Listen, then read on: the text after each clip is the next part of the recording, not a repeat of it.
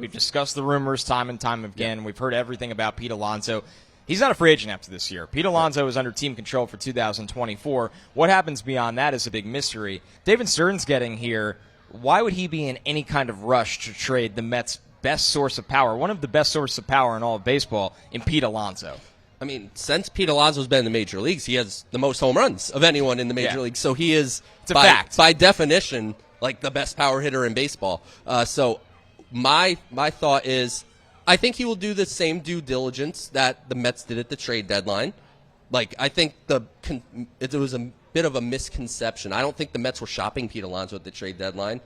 But if your phone rings, it's irresponsible to not answer it. But my expectation would be Pete Alonso is with the Mets in 2024.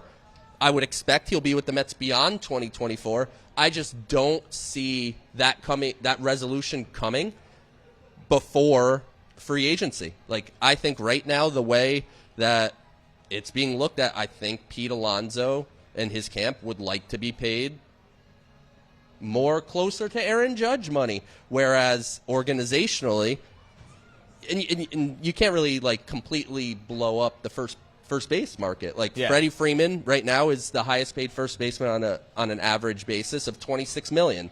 So, yes, do I think Pete Alonso should be the highest paid first baseman? Of course. Do I think he will ultimately be that with the Mets? I do. But he's not going to get $40 million a year. It's not the first base market. It doesn't exist. So he is a year plus from free agency, so he has the right to ask for whatever he wants.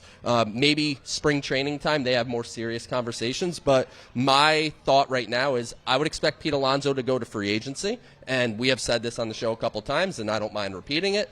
If Aaron Judge can go to free agency and return to the Yankees, Pete Alonso can go to free agency and return to the Mets. That's right. If you're at a point of negotiations where you can't find that middle point, right? Yeah. And you have the financial power of the Mets where any offer can come back to you and you could top it, right? I mean, let's be realistic. If he wants to. We just witnessed this with Brandon Nimmo, by the way. That's why this isn't foreign territory where it's like you can't let him go out there. What if he signs and takes a deal and you don't get him back? Well, the Mets have been through this before. A lot of good organizations do that because you can't go out and reset the market, like you said, go from $26 million as the highest paid first baseman to $40. Yeah. But you can let him go find a $30 million a year deal and say, hey, we'll give you 31, 32. Exactly. Yeah. I mean, and to be fair to David Stearns, he hasn't been privy or in any of these negotiations as far as they've gone between the Mets and Alonso's camp. Now he will be. Now he'll give his input.